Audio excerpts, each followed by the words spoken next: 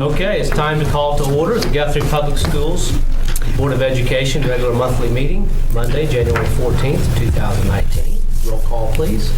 Pearson. Present. Flagg. Here. Bennett Johnson. Here. Davis. Present. Watts. Here. Smedley. Here. Salee. Here. Mr. President, we have a quorum.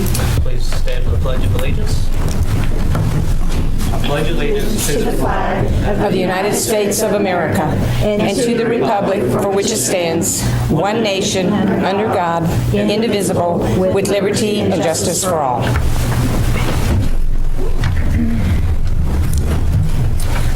Please join us for a moment of silence.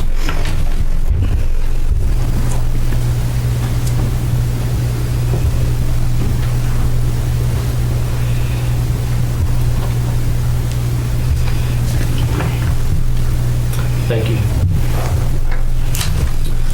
So agenda item 6 is student recognition. Whimsy with Foundation Insurance is here for our Student of the Month.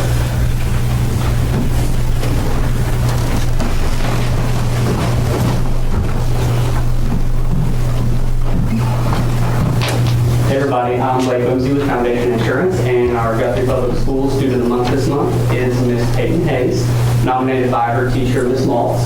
And what we're looking for is a student who displays kindness, honesty, selflessness, generosity, forgiveness, courage, and or compassion. So we're looking for character traits that go above and beyond just grades in the classroom. And what Miss Maltz has nominated Peyton for is the character trait of humility. And so it also says in here, things student is interested in school and baking. That's bake? Not cook, just bake. That's right. We like to bake. Cakes, brownies, a lot of brownies. Okay. Anything with chocolate. Good. Okay, so I'd like to read to you guys what Ms. Maltz wrote for her application. So she writes, Merriam-Webster defines humility as freedom from pride or arrogance, the quality of being humble.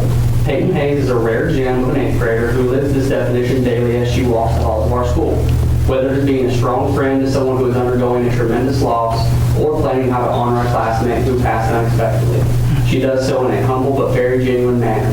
Peyton is an extremely active member of the Guthrie Junior High School Student Council where she shines as a true Blue Jay.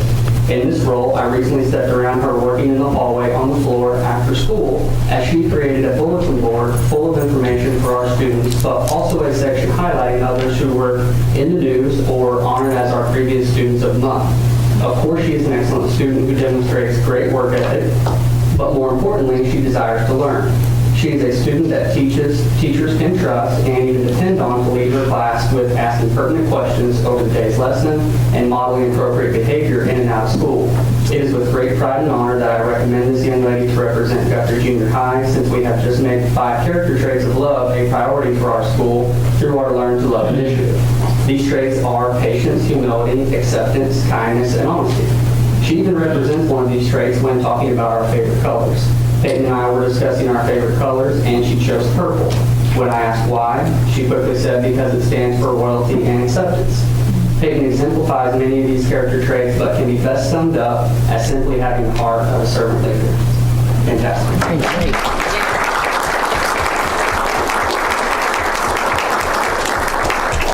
You know, right before I came over here, I was at the junior high walking through the halls and going up to my classroom, and student council again hangs posters throughout our hallways, and one caught my eye that hadn't caught it before, and I thought this sums up this young lady again pretty well. It says humility is to think of yourself less, but not less of yourself. So that's perfect. That's what this young lady does every day. Really, really proud that she's on my team, and blessed that I can be her.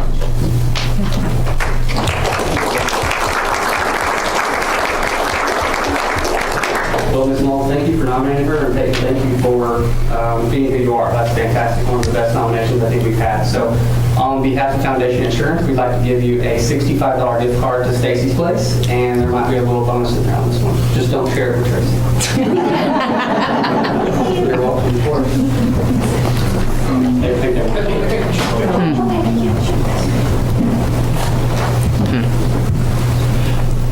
All right. 1, 2, 3. Got it. Thank you, guys. Sure thing. Proud of this one. Congratulations. You tested my reading ability.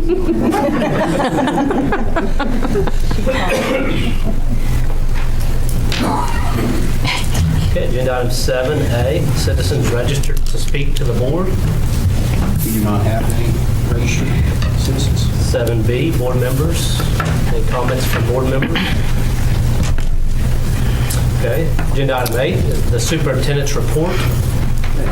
I have several items to cover tonight. First of all, January is Board of Education Recognition Month. At your seat, you have a small gift of coasters, and you also have some cupcakes courtesy of Ms. Jared. And then there's also a certificate from the OSSBA thanking you for all the work that you do. Also at your seat is your board member training balances. Keep you up to date on that, on the continuing education. And we always try to do that every 6 months, provide that to you at the January and usually the July board meeting. Getting to finances, we received our midterm adjustment numbers for state aid this year, and it was a little later than normal. And our state aid was cut by just under $250,000. We were planning on this, and this is not a surprise to us. We budgeted for it, and the cut can be traced to the tremendous growth in local revenue and an uptick in gross production proceeds we are receiving, which are chargeables to take off from the state aid. Overall, the district is currently in a good financial position going forward for the year. This is an important item for the entire community. We are planning an open house for Charter Oak Elementary on Sunday, January 27th from 2 o'clock until 3:30. It'll be a come and go event with a brief ceremony at the beginning, and all community members are welcome to attend. And we will be reaching out to a lot of the people that were instrumental in bond issue passage and all of the changes that we made. We reached out to a lot of our community members through that process, and we'll be reaching out to them to make sure that they're aware of this festivities. Playground equipment is being installed at Charter Oak Elementary thanks to a previously announced $25,000 grant secured from State Farm Insurance and a grant of $1,400 from Central Electric Cooperative. Charter Oak Elementary was also the recipient of a TSET grant for $30,000, which will go toward playground equipment. I'd like to offer special thanks to Courtney McLemore with the Logan County Health Department, along with Carmen Walters, Michelle Chappell, and Jeff Ball for their work in securing this grant. A check presentation is scheduled for Friday, January 18th during the Blue Jay basketball game versus Piedmont.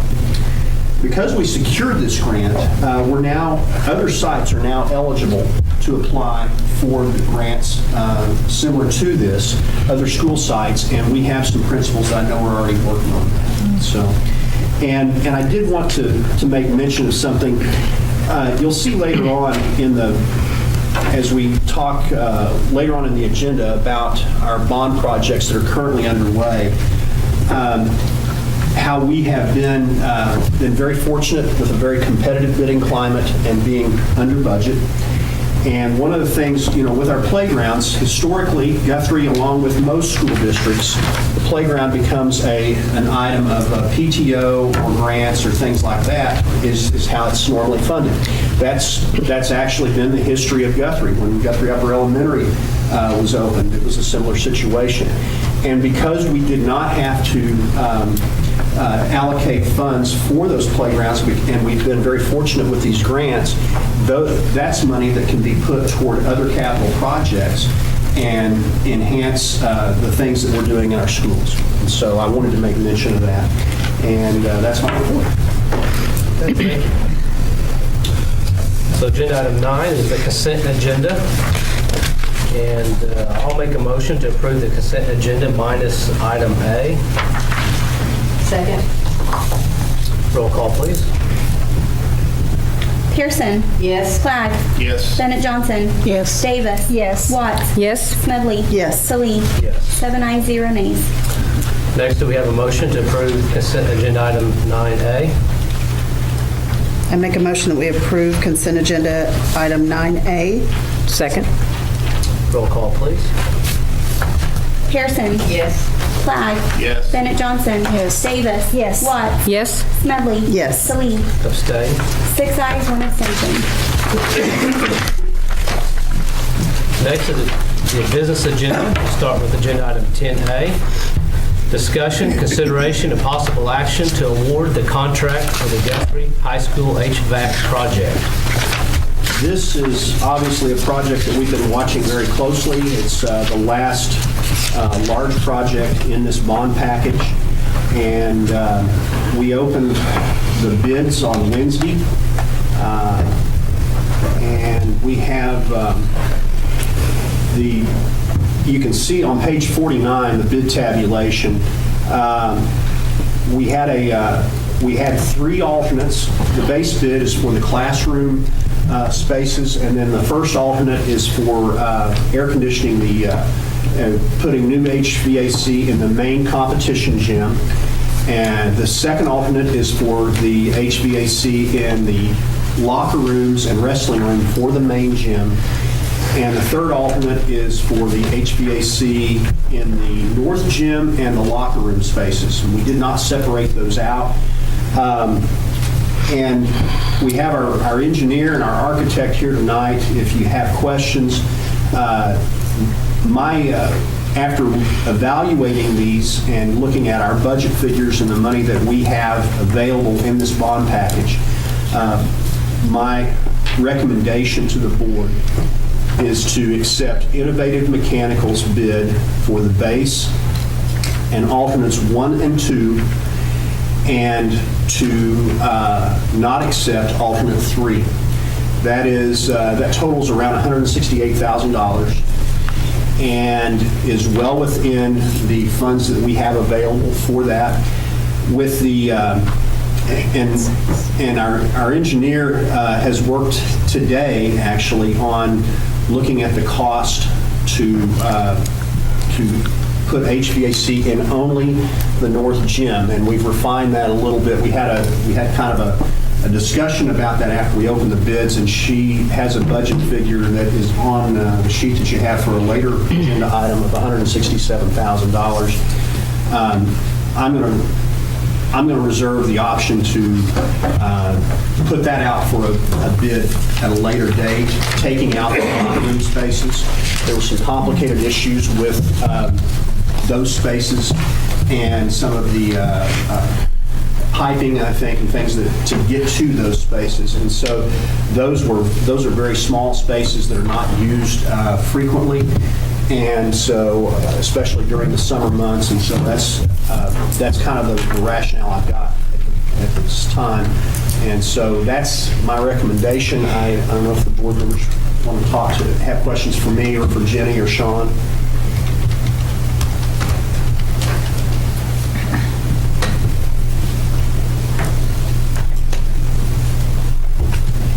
I move we approve the Innovative Mechanical bid for the base bid, the alternate bid, and the second alternate bid.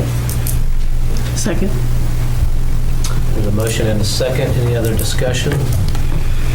Let me preface this. I think I misspoke. It's 1.68. Yes. Okay. I added that million in there. I skipped a zero. The other part was great. But Okay. Do we have a second? Second. Yeah. Second. So roll call, please. Pearson. Yes. Flagg. Yes. Bennett Johnson. Yes. Davis. Yes. Watts. Yes. Smedley. Yes. Salee. Yes. 7 ayes, 0 nays. Okay, agenda item 10B, discussion, consideration, and possible action to award the contract for the intercom and clocks at Guthrie Upper Elementary School. We opened these bids on Thursday, and this is a project that we are going to pay for out of building fund. The intercom system at Guthrie Upper Elementary is obsolete and no longer functional in parts of the building, and from a safety standpoint, we feel like it needs to be addressed. And so the bids that we received, as we reviewed them, Index has the low base bid, And we included a clock option because the clocks are also obsolete and not functional. $56,300 is the base bid for the intercom system, and the clocks at $22,000. And my recommendation is that we accept the index bid, the base bid, and the optional bid. I make a motion, we approve, we award the contract for the intercom clocks at Guthrie Upper Elementary School to Index for the base bid and the option for the clocks. Second. Motion and a second. Any other discussion? Roll call, please. Pearson. Yes. Flagg. Yes. Bennett Johnson. Yes. Davis. Yes. Watts. Yes. Smedley. Yes. Salee. Yes. 7 ayes, 0 nays. Agenda item 10C, recommendation, consideration, and action for proposed school calendar for 2019 to 2020. In pages 51 and 52 in your packet, the calendar committee submitted this year 2 options for your consideration. And one option, both calendars are very similar. The only difference is one has 5 fewer days taught, and that would be calendar B. Calendar A has the standard time that we normally consider. This year was a little bit of an exception because of the construction at Charter Oak. We started after Labor Day and utilized hours from the first day, which will make for a shorter school year. And my recommendation, and I always believe that the more time our students can spend in front of their teachers, the better they are. And with that, my recommendation is for calendar A, but I certainly would welcome any more discussion.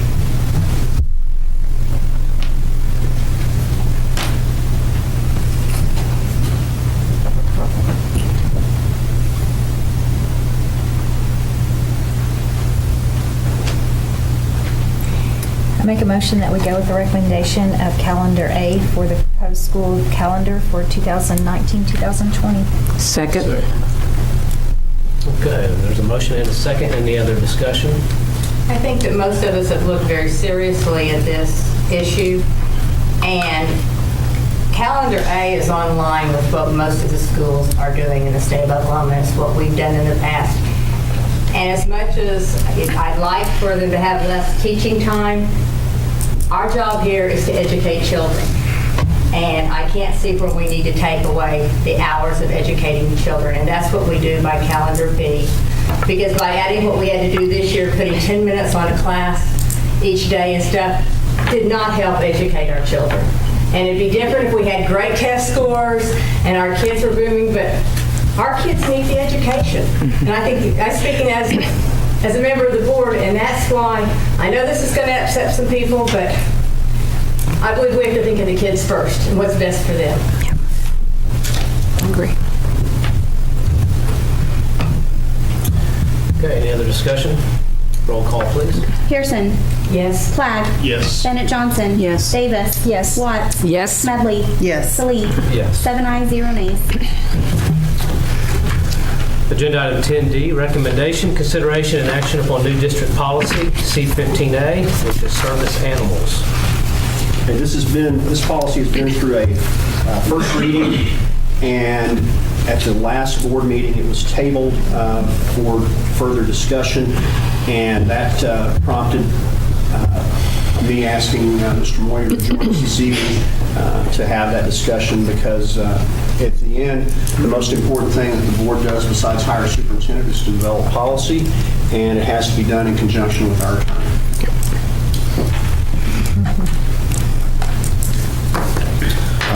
I don't know which specific concerns you have. I would tell you that we have, within our firm, have worked on this particular policy a number of times in recent years.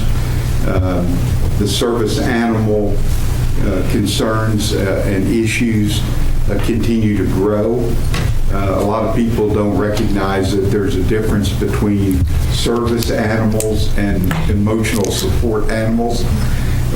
One, service animals, there's federal law under the Americans with Disabilities Act that we have to comply with, and it's the school district's obligation to do that. However, you're entitled to have reasonable rules and regulations governing the presence of service animals.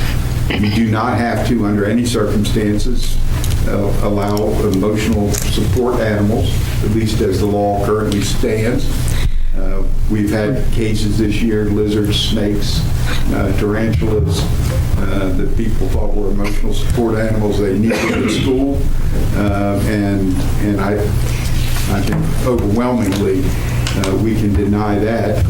I would say that this is one of those policies that the board needs to take a look at each year for a while, because it is a changing area of the law, and what you adopt today may work great, or you may find out during the next year that there's 2 or 3 cases decided around the country that impacts your policy and causes you to want to do something else. Over the year, animals is what you initially think of when you think of a true service animal. Seeing eye dog is the first thing that has always come to my mind. But we now know that there are many other times when a service animal can assist a person who has a real need. And certainly I know that you all don't want to get in the way of that.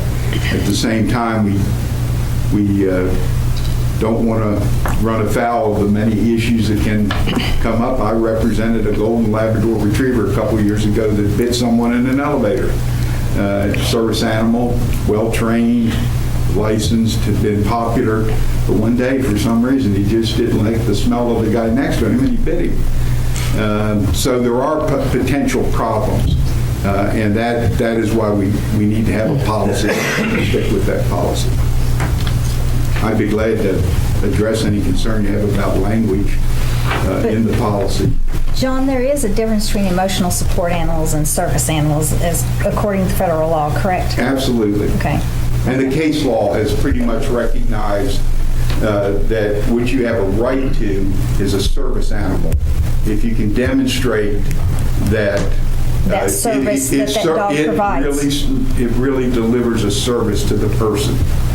And that's something that can be questioned if a service animal was to come into the school. We can ask, what service does this dog provide for this individual, correct? Absolutely. We don't have to let folks come in with all kinds of, small horse or peacock or something like that without asking questions. That's in the policy, but right. I think one of the big concerns we had was, what defines a service animal? Is there a licensing process? Can we require that, that there's some sort of licensing or certification for that animal that's provided? The regulations, and I'll be happy to send each of you a copy of an email with the actual regulations attached, if that would be helpful. But the Americans with Disabilities Act actually addresses in the regulations what you look at to determine whether it is a legitimate service animal. And it tends to focus on the individual who has the animal needs the animal for a specific identifiable purpose, such as being able to get around. Doesn't have to have any identification on it. Actually, the Office for Civil Rights, we just had a case in which the only complaint they had with this particular policy, this was in the spring of 2018, was that they said the service animal did not have a name tag. I never knew, it seemed kind of silly to me, but we changed the policy, and the policy that you have in front of you now has that provision in there, because we know that the Office for Civil Rights, which enforces this particular statute, has in fact raised that issue. But I don't know how that affects. How do we deem as a service animal? I mean, is there some kind of certification board or something? There really isn't there are all kinds of, I'm sure there are certificates that can be obtained for an animal, but as I know personally, I have a dog that was supposed to be a service animal. Eventually, it never passed any tests, so it's never made it. But as a practical matter, there are training programs. But if someone shows up, say, comes into the building and they've got a seeing eye dog with them, you're not going to really question them about the credentials of the dog if it's performing a service. Where the question of training comes up is when you have someone who is an employee typically, who shows up and maybe they have a seizure disorder or they're diabetic and the dog is able to identify when their sugar level is getting too high. There actually are dogs that do that. They clearly have the training to do that, and it would be perfectly appropriate to request information so that you're able to determine that there's a legitimate basis for saying this dog delivers this service. And the district can, through its administrators, and I would expect them, if someone starts bringing a service dog to school, to make inquiries about why is the dog here, what's the dog going to do, how does it do it. So we could compel them, this policy is written to compel them to provide medical documentation. Right. But not necessarily that the animal itself is officially certified by. Right. It's not like licensing a car where we all know where to go to the tag agency. For animals, it's not that easy. So could a school district legally require, I know we can't require them to pay for it. Say we have an employee or student that wants to bring a service animal to school for the entire year. If the district was to pay for the certification or some way that, is there some way for us to be certain that this animal is truly a service animal? I think the best thing to do initially is to make the inquiry about the training that has been provided and see if it deal with it on a case by case. Right. That's what because they're going to be so different. What's the school liability when we allow this service animal in our schools? Right, and that's how I got to know the yellow lab at St. Francis Hospital, was that insurance.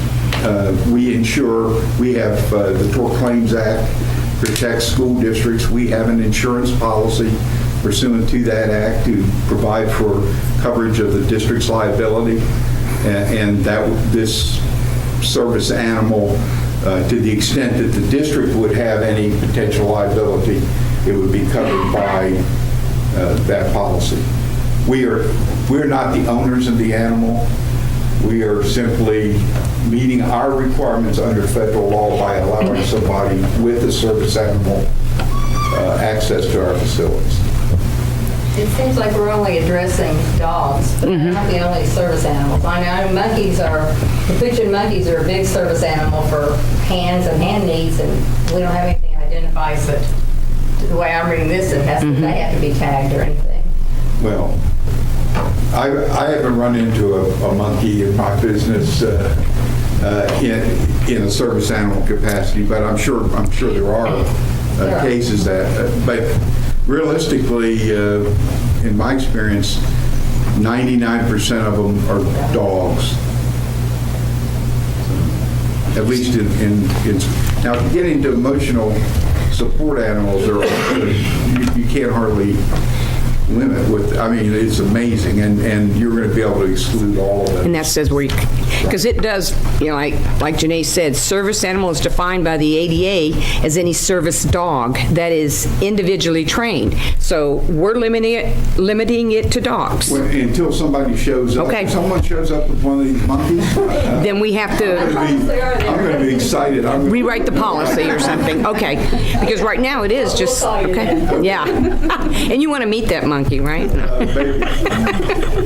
Okay. Okay.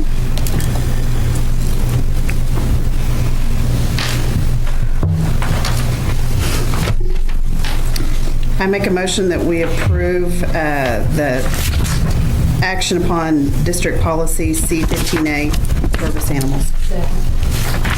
Any other discussions? Roll call, please. Pearson. Yes. Clag. Yes. Bennett Johnson. Yes. Davis. Yes. Watts. Yes. Smedley. Yes. Salee. Yes. 7 ayes, 0 nays. Okay, agenda item 10E, recommendation, consideration, and action upon new district policy, G14, advertising. This was a policy that we brought for first reading at the special board meeting on December 19th, and it's located at pages 56 and 57 of your packet. And,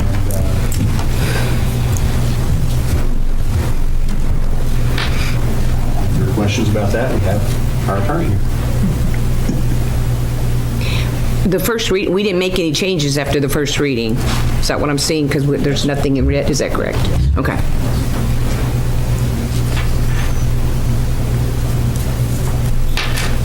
I make a motion that we approve district policy G14 for advertising. Second? Any other discussion? Roll call, please. Pearson. Yes. Clag. Yes. Bennett Johnson. Yes. Davis. Yes. Watts. Yes. Smedley. Yes. Salee. Yes. 7 ayes, 0 nays.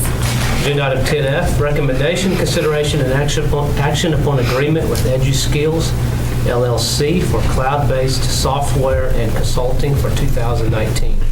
This is the first year that we have received what used to be called ELL dollars, federal dollars, that's now called EL. And the school districts in our state that have been receiving these funds have sought the services of EduSkills in order to manage that. And it, as we talked about in committees, it has been very helpful, both from a labor standpoint and also from the ability to identify students that maybe otherwise were not identified as those that could be recipients of those services. And as we identify more students, obviously the funding for that is enhanced as well. And the district administrators that I've spoken to are very complimentary of the services that they receive from this company. And then if you have further questions, Ms. Walters is here to answer them as well.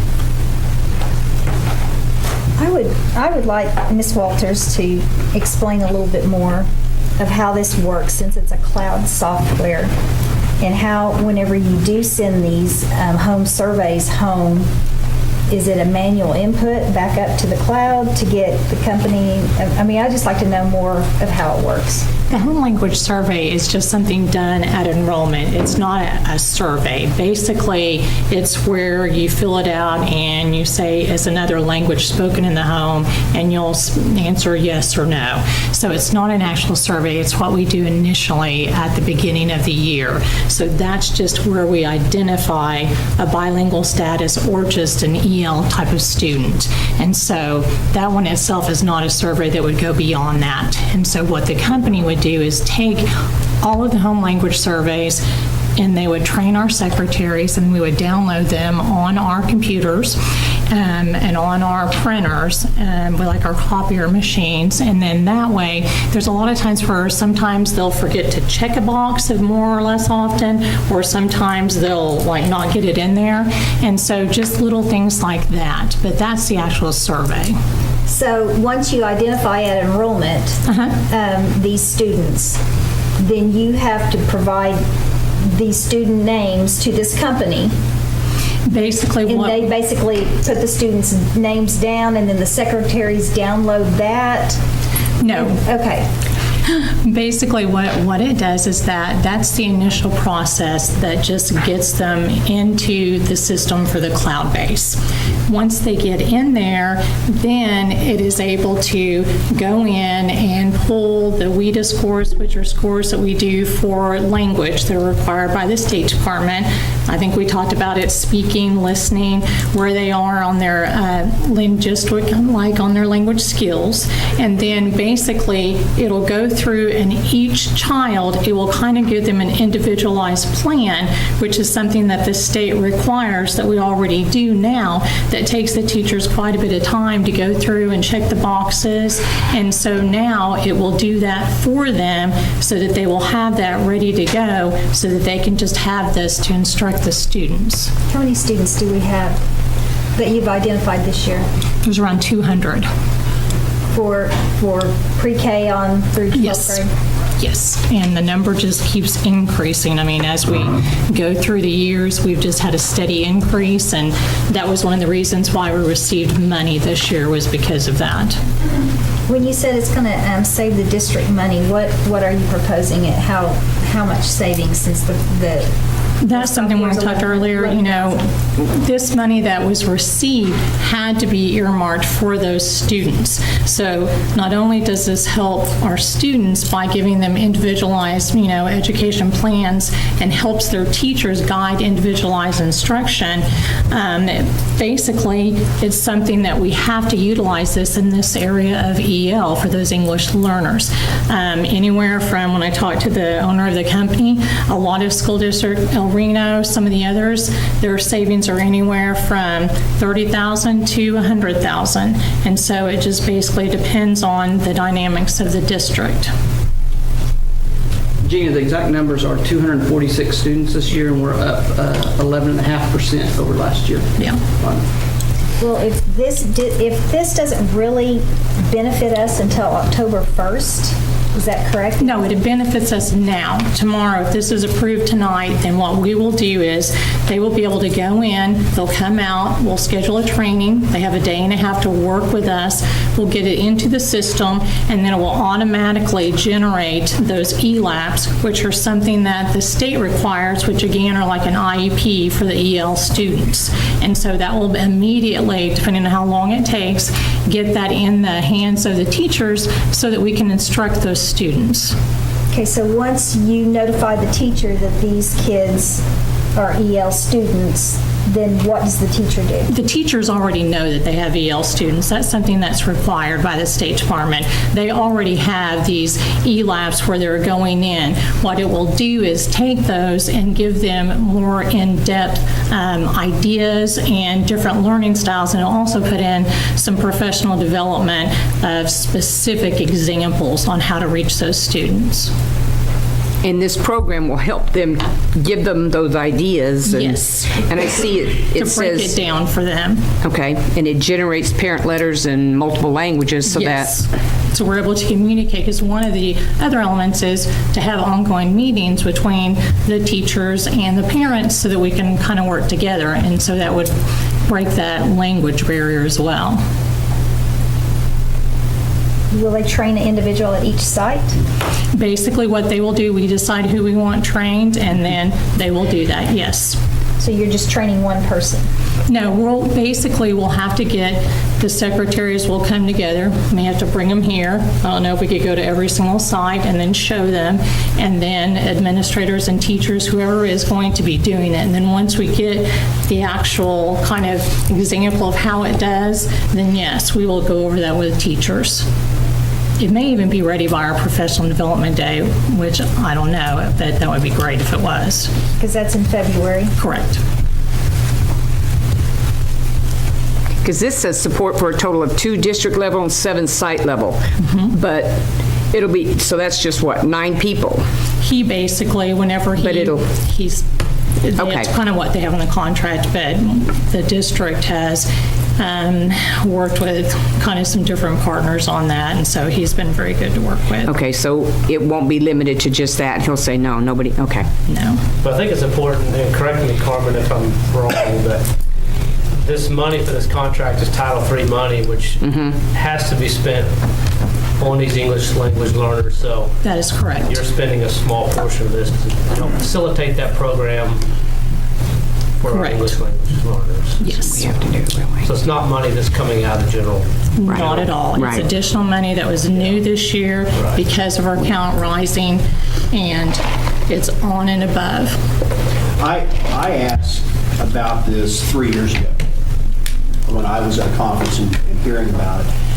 And when I came back, and this was the first year that they had done this in Oklahoma, and I came back and I told Carmen to look into it. And she told me at that time, as I shared in committees, that we didn't get that money, and we didn't have enough of those students to justify that. but that number's changed. Yeah. And that, and the work that our staff does, and I fill that survey out myself when we enroll our kids, and I can see how that survey could be filled out incorrectly if you have a language barrier. I can see how sometimes people fill those things out incorrectly because they're in a hurry. And this is something similar to what we do with our free and reduced lunch count also, so that we can ensure that all the students, that we're getting credit for all the students that we have enrolled and their needs, and we can get the resources to them that's appropriate. But the software is not filling out the form. Carmen said that the individuals fill it out at enrollment, correct? Correct. But it helps locate students that maybe should have filled it out based on brother and sister. If one of them qualifies and the other one didn't because of how it was filled out and things like that, those are some of the other things that it does to help identify students.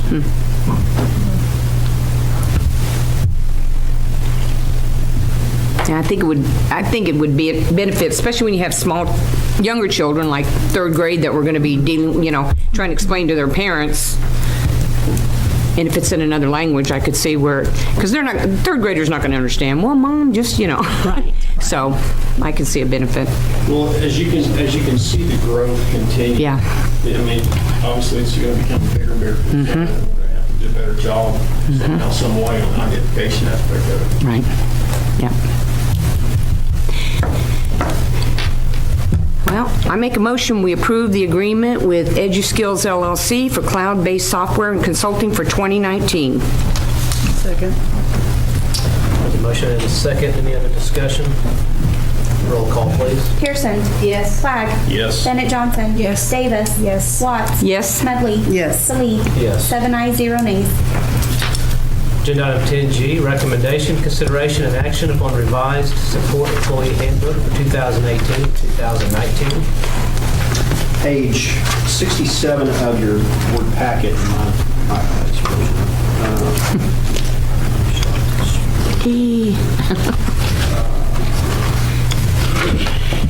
See, we need technology upgrades.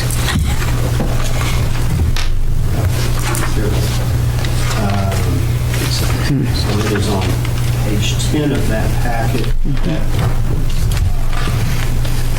I'm almost there. Page 77 of your board packet. We talked about this in finance and I believe in curriculum. The paraprofessional certifications we want to add that category to support handbook. We have some paraprofessional staff members that have achieved some certifications that are very beneficial to our students, where we would otherwise have to contract with someone that would be much more expensive. And so we want to add this so that we can retain these people once they have achieved these certifications. I think, Doug, the example that you cited, I believe, was it Braille or, Yeah, we have a student at Charter Oak that a teacher has spent basically a whole year getting a different certification to be able to help our student. And if we were to lose that person, we may have to outsource it. It's very beneficial to have that in for our students. Teacher or paraprofessional? It's a paraprofessional, I'm sorry. Okay. Wow. Did I say that correctly, Angie? Recommend approval. Mr. President, I move that we approve the revision to the support employee handbook for 2018-19. Second. Any other discussion? Roll call, please. Pearson. Yes. Flagg. Yes. Bennett Johnson. Yes. Davis. Yes. Watts. Yes. Smedley. Yes. Salih. Yes. 7 ayes, 0 nays. Agenda item 10H, discussion on future bond projects. We had a special board meeting on December the 19th, and I took from that the input of the board, and we have been working with with Mr. Wolf is here tonight, Sean is here, Jenny's here, to have any discussions that we have on potential future bond projects. The pages that you have in front of you, the numbers have changed, and this has been fluid over the last 48 hours. Mr. Wolf worked over the weekend to provide us an updated version of the 17 mil levy cap, and then Sean and Jenny have been sharpening their pencils most of the day on trying to give us the most accurate information. If you remember, the first part of this was getting the HVAC at the high school, because that's the largest capital project remaining. And we got that. We have been very fortunate that many of the projects in the 2015 bond, identified bond projects have been under budget. And so we have some additional work that we can do, and also get some additional technology in the classrooms that is needed. And then also if there are other projects that we deem necessary as we're going forward to take care of the winding up the 2015 bond projects. Front-loading some of that technology, but also the Fogarty HVAC was an item that we identified as a potential 2019 bond issue project. If you remember, most of the units all the units that we're talking about replacing there are 1996 vintage, so they are 22 years old and are very, very problematic. And so this will allow us to front load that part of the projects identified and help us to, on the projects identified for the 2019 bond issue, to be within the budget that Mr. Wolf has provided. As you look at the projects that we have massaged those figures to the degree that we have placed the soft costs, the architectural fees and such within those projects, so that what you see is what you get. And we took out the line item of the soft costs. Talking with Sean today and how we might sequence this, we feel confident that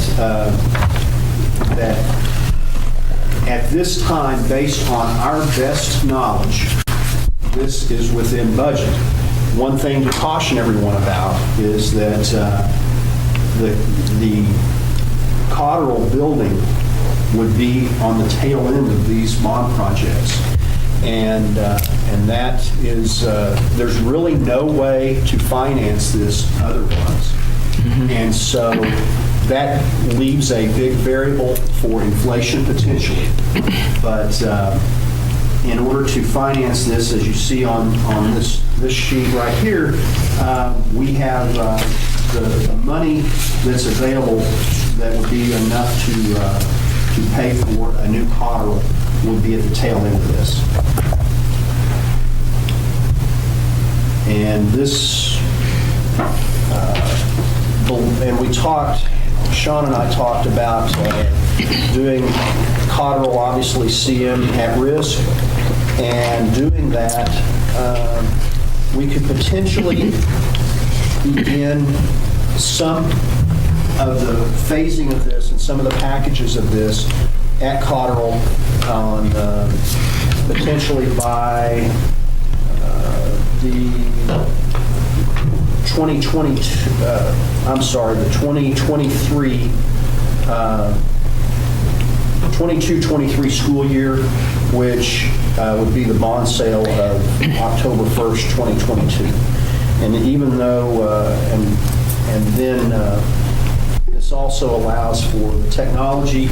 I visited with Dee today, spread the technology across the timeline of this issue, so that we have a funding stream for technology that's not at one time, but a way to fund this along the entire timeline.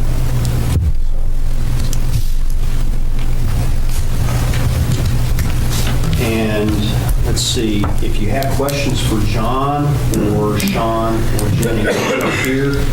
Also, John has indicated that we will need, if this list of projects is what the board wants, we will need a special board meeting for the resolution, and that would need to be as, when, John? As early as next week, you have to have this filed with the county election board by January 31st. And we always like to be safe rather than sorry, so special meeting as early as next week. So that if for some reason, if you have a 48-hour notice in the county with 1 hour posting,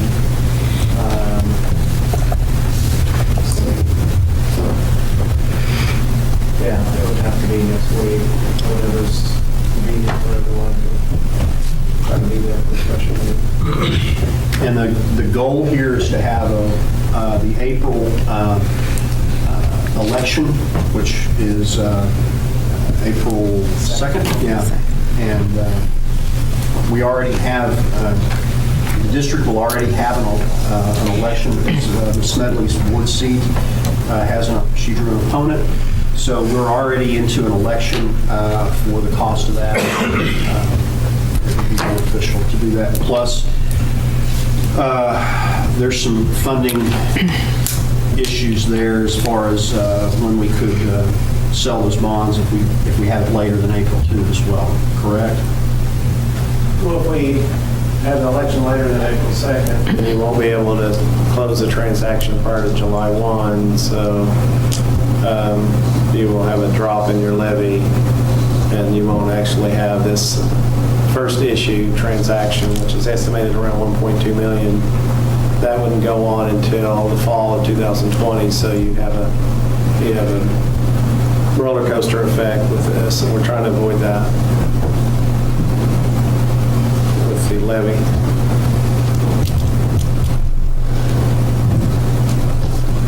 So the phase 2 at the junior high,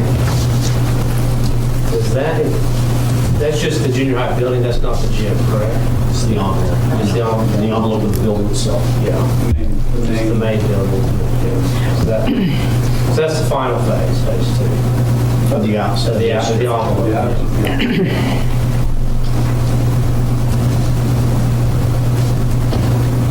Well, I think it's very, very important.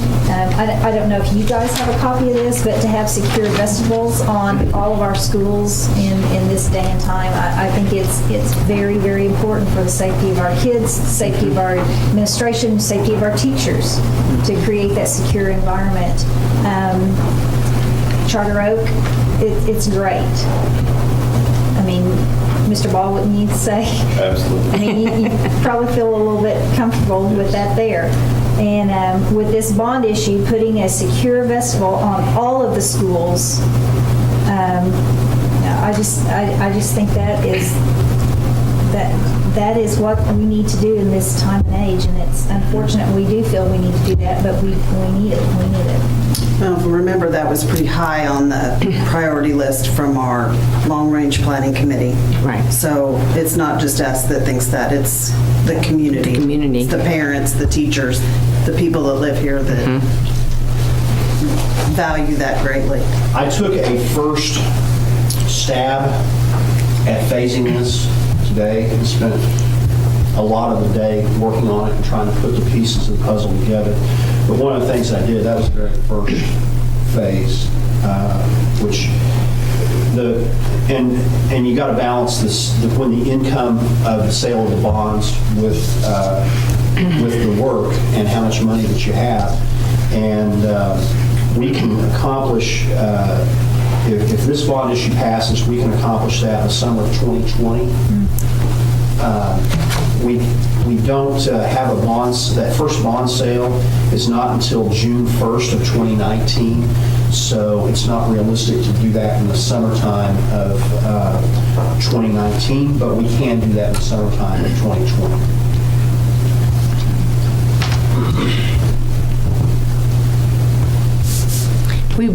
I know we worked hard on this list of our projects, and like Gina said, secure vegetables, very important.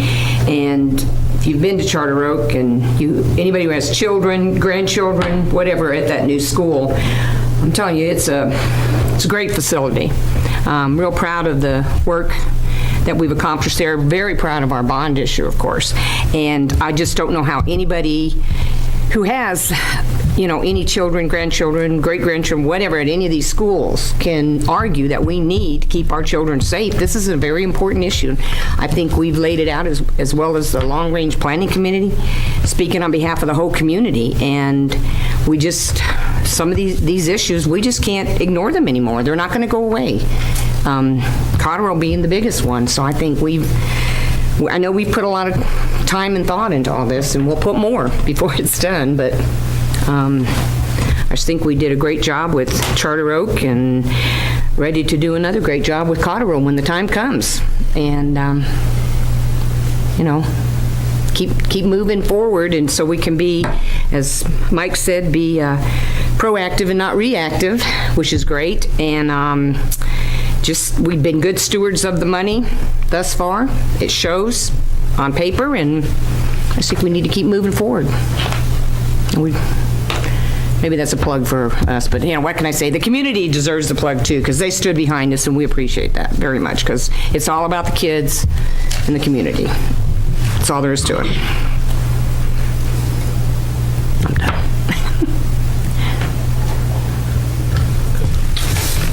So everybody's good with this list? Okay.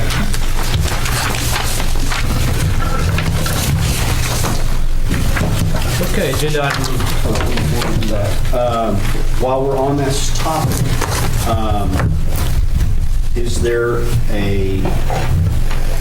we need to try and set a special board meeting for next week. And Monday is Martin Luther King.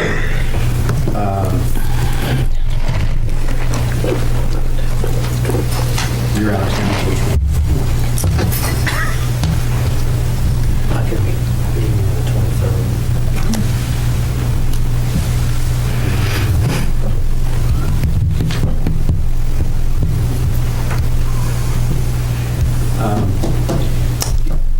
Is the evening of the 24th a possibility? We got the Bible out here in just a moment.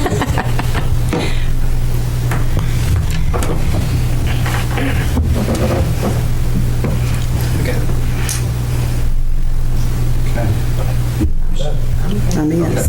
At 7? Let's do it at 6. Okay.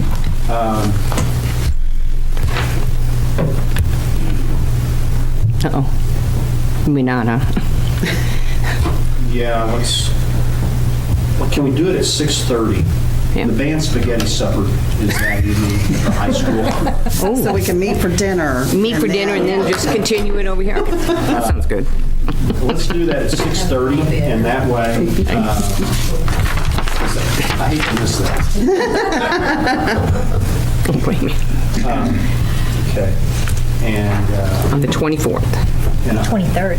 24th. Oh, 23rd.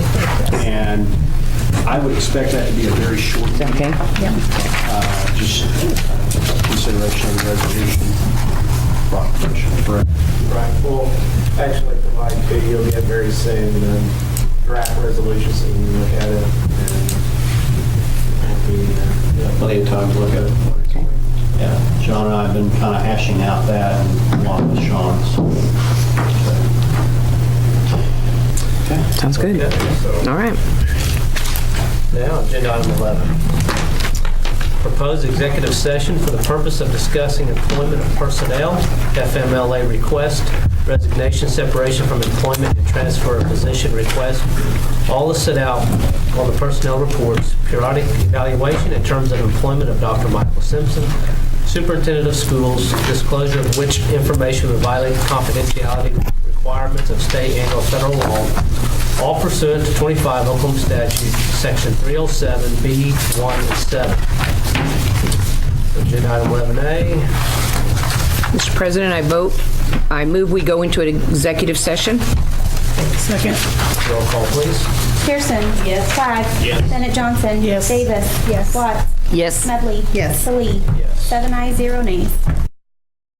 Okay, it's time to acknowledge the board's return to open session. Only items in Agenda 11 were discussed in executive session and no votes were taken. This shall constitute the executive session minutes. Agenda item 12, vote on action as set out on the personnel reports. Mr. President, I make a motion we approve the action set out on the personnel reports. Second. Roll call, please. Pearson. Yes. Clyde. Yes. Bennett Johnson. Yes. Davis. Yes. Watts. Yes. Smedley. Yes. Salee. Yes. 7 ayes, 0 nays. Agenda item 13, recommendation, consideration, and action to accept any resignations offered since the posting of the agenda. We have none. Agenda item 14, discussion and possible action on new business not known about or could not have been reasonably foreseen at the time of the agenda posting. We have none. A motion to adjourn. Mr. President, I make a motion that we adjourn. Second. Roll call, please. Pearson. Yes. Clyde. Yes. Bennett Johnson. Yes. Davis. Yes. Watts. Yes. Smedley. Yes. Salee. 7 ayes, 0 nays.